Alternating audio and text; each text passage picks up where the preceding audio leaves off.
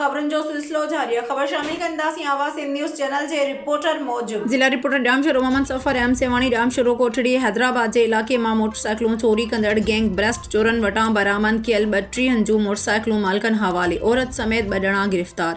DSP Kotri Shan Nawaz Jokhio, SHO Syed Nisar Shah, post incharge Ali Mohammad Halepoto ऐं ॿियनि जी press conference. DSP Kotri Shahnawaz Jokhio जो चवणु हो त ॾामशोरो पुलिस ॻुझी इतला ते कार्रवाई करे बरामद कयल 32 मोटरसाइकिलूं मालिकनि हवाले कयूं आहिनि।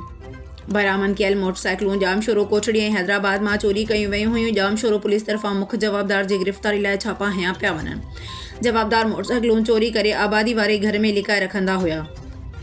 DSP कोठड़ी शाहनवाज़ जोखियो जो चवणु हो त पुलिस ॻुझी इतला जी कार्रवाई करे हिक घर ते छापो हणी मोटरसाइकिलूं बरामद कयूं। जवाबदारनि जी सहूलियतकारनि जी जांच करे रहिया आहियूं जेका मंज़र आम ते नथा आणे सघूं। इन के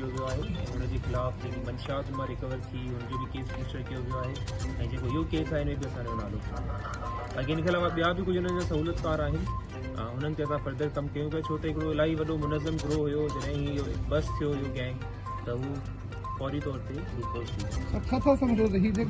हैदराबाद बिल्कुलु हिनमें कुझु अहिड़ी ॻाल्हियूं असांखे रिकवर थियूं आहिनि जंहिं ते ऑलरेडी FIR बि लॉन्च थियल आहिनि, NCO बि कटियल आहिनि माण्हुनि जी। असांजी कोशिशि इहा ई रही आहे त असां जेका जेनवन जेका हक़दार आहिनि तमामु जंहिंजी खुदि थियल मोटरसाइकिल NC कटियल आहे ऐं जेकी जेनवन रिकवरी आहे माण्हुनि जो असांजे साम्हूं आया आहिनि। जेसिताईं असां अरेस्ट नथा कयूं तेसिताईं असां हुननि जा नाला डिस्क्लोज़ न कंदासीं। छो त नाला डिस्क्लोज़ थी वेंदा त पोइ वरी पुलिस जे लाइ मुश्किल थी वेंदो आहे त हुननि में हथ विझणु।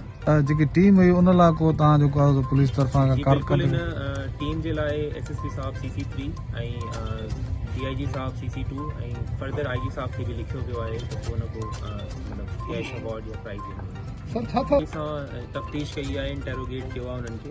हुननि जे पकौल इहो हो त माना हिकिड़े नॉर्मल जीअं माण्हू रहंदो आहे उअं ई रहनि पिया। हिकिड़ी डेली बेसिस ते उहो बाइक ते ईंदो वेंदो हुयो, छो त बाइक ते कवर चढ़ियल हूंदो त माण्हू फील न करे सघंदा त बाइक या साॻी आहे या नई चेंज बाइक ते अचे। ऐं बिल्कुलु जेकी हुनजी घरवारी को ॿार वग़ैरह न त करे न हुयो, घणो इहो सोशलाइज़ न कंदा हुया ओड़े पाड़े में। ऐं 2-3 महीननि खां वठी